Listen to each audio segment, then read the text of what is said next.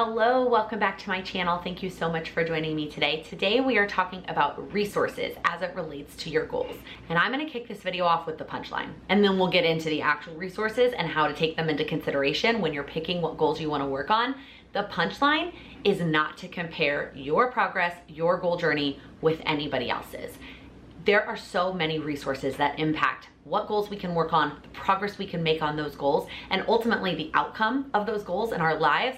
And you have no idea the resources that somebody does or does not have behind the scenes. Even in our Patreon community, where we share a lot about our lives and our goals and our progress and our journeys, our struggles, our wins, all of those things, there is still so much that we don't know about each other, myself included. I share a lot about my life, and there are still some resource related things that you don't know the full picture of behind the scenes. And so comparing your progress to somebody else's is just not realistic, because you don't know what is impacting their progress that you don't see. So as we go through today's video, I'm gonna share 5 resources that impact your goals and how to take them into consideration, how to work through them if you don't have a lot of that resource, etc.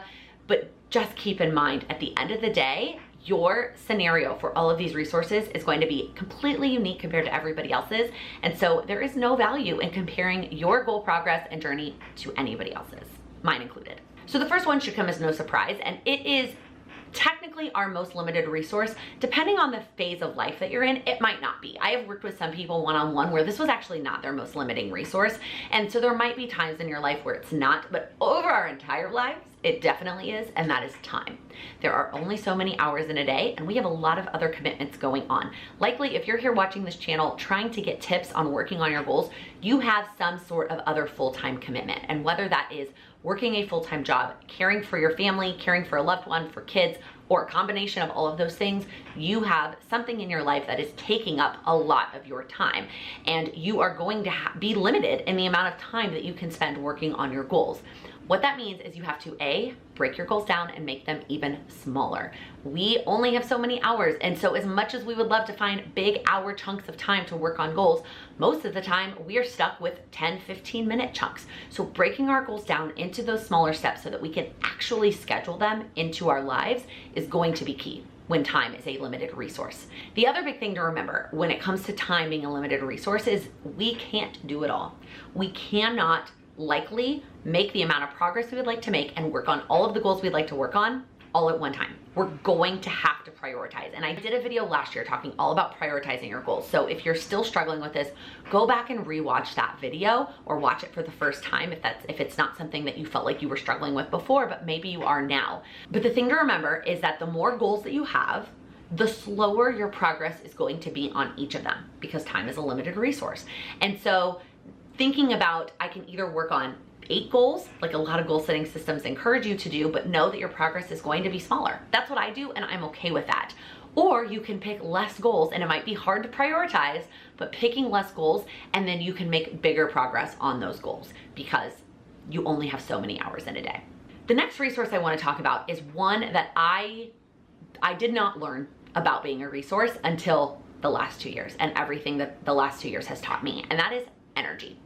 And what I have really learned from this is, first off, I cannot push myself 100% all the time and expect not to crash. Like I was headed for an ultimate crash when everything shut down and forced me to stay home. I was basically just running on like adrenaline and caffeine, and that is not sustainable in the long run. But what I want to talk about in this video specifically is that your energy levels are going to vary every single day. Especially if you are a female, your energy levels vary over the course of the month. And so you cannot compare yourself to yesterday you, right? At the beginning of this video, I talked about comparing yourself to other people. Let's talk about comparing to ourselves. So yesterday you may have had a ton of energy and been able to get all of the things done. And then you wake up the next morning and all of a sudden you have no energy and you don't feel like doing any of the things on your to-do list. You're not alone. Like that happens to all of us. And so I want to talk about it on a spectrum. I know I've given the spectrum example in other videos. I feel like this also comes up on every one-on-one call I have. Like here's a spectrum of something. Today, the spectrum is energy, right?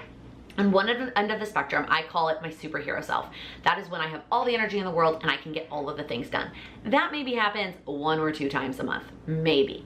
Then we have the other end of the spectrum where I am burnt out and I have no energy. I am trying really hard not to ever hit this end of the spectrum anymore. And by resting on a regular basis, I can pretty much avoid this. There's usually still 1 or 2 days, I'm sure you can guess when, I still am at this end of the spectrum just because hormonally my body is like, stop, you just need to rest and do nothing. Most days though, I'm somewhere in the middle. But the thing about it that I have to remind myself of is that when I'm somewhere in the middle, it doesn't mean I'm 50-50. It doesn't mean I'm literally halfway. There might be days that I'm a little bit leaning this way and I get most of the things done, but I don't get everything done. I don't need to be hard on myself and say, oh my gosh, you only got 80% of the things on your to-do list today, you're a failure. No, I was just at 80% on the spectrum today. And then some days I'm down here where I'm like at 30% for the day. And what I do on this end of the spectrum is I immediately think that I'm all the way over and I do nothing. And I'm like, well, I'm really tired, so I must need to rest, so I'm gonna do nothing. When what I need to do here is remind myself that I'm not all the way at the other end of the spectrum, that I can spend most of the day tending to what I need in terms of rest, but what is the 1 or 2 really important things that I can get to today because I'm not, again, all the way at the other end. That is how energy for me works as a resource for my goals, and just the reminder that every day is not likely going to be 100 or 0. It's somewhere in between, figuring out where I'm at and what I can get done and how to prioritize with that. Those are definitely the top 2 as it relates to your goals in terms of resources and how to kind of work with them. I have 3 more that I'm gonna share with you that, depending on the goal, can be very important, but may not impact every single goal that you have going on. So the first one is a common resource that we talk about in the world, and that is money. There are a lot of goals that are going to be impacted by your financial abilities. Some of them really obvious, right? Like furnishing your home or buying a home, right? That's really obviously impacted by money as a resource. Most of the time though, as it relates to money and goals, is it just impacts your speed. That is how money as a resource can impact your goals, because you can buy additional equipment, you can buy coaching services, you can reward yourself encourage yourself by buying yourself something, right? When money is a resource that you can put towards your goals, it speeds up your progress. So what I want to remind you, the takeaway for this particular resource is, even if money is a limited resource for you, it doesn't mean that you can't achieve your goals. You might see people that are investing in Pelotons, in coaching, in courses, in whatever it is that they're able to invest in, and they might be achieving their goals, absolutely. It doesn't mean that you cannot achieve your goals though, even if you cannot invest in them. That's the bottom line. Even if you cannot invest in your goals, you can absolutely still achieve them. The next resource is your physical space. And this comes to play in a couple of different ways. One is how much space you actually have, right? Before I moved into this new apartment, when we just lived in a 1-bedroom, we didn't have space for a Peloton. So that made that goal more difficult because I was limited by the physical space that we had. This could also mean where you are at any given time, right? If you have a goal to declutter your house, but you're spending half of the month out of the house, that's a resource you need. Being home is a resource you need in order to achieve that goal. And if you don't have that resource that month or that year, that's no longer a goal that you can work on. This is a resource that definitely impacted a lot of people when they were at home and then when they went back to the office, right? There were likely some goals that you could achieve differently or faster when you were working from home, and that was your physical space resource. Now that you're back in the office, it's going to look different. So reminding yourself that if you can't do everything that you did when you were working from home, that is a resource that you lost. And it doesn't mean that you, again, same as money, it doesn't mean you can't achieve those goals. It's just likely going to take you a little bit longer. And the last resource I want to talk about is help from others. This is definitely one of those behind the scenes resources that other people likely have or don't have, and you can't see that. The first thing I want to talk about though related to this is not being afraid to ask for it. A lot of us struggle with asking for help, and that is definitely a resource that we likely have in some capacity that we don't tap into.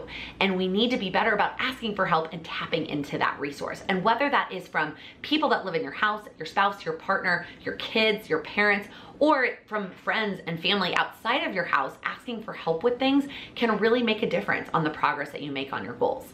This could also mean help, like outside help, and whether that's a professional that you pay for their services, kind of going back to the money resource, or even taking advantage of free services, watching YouTube videos, listening to podcasts, getting that help from others to help you achieve those goals can be something that you tap into and utilize as a resource.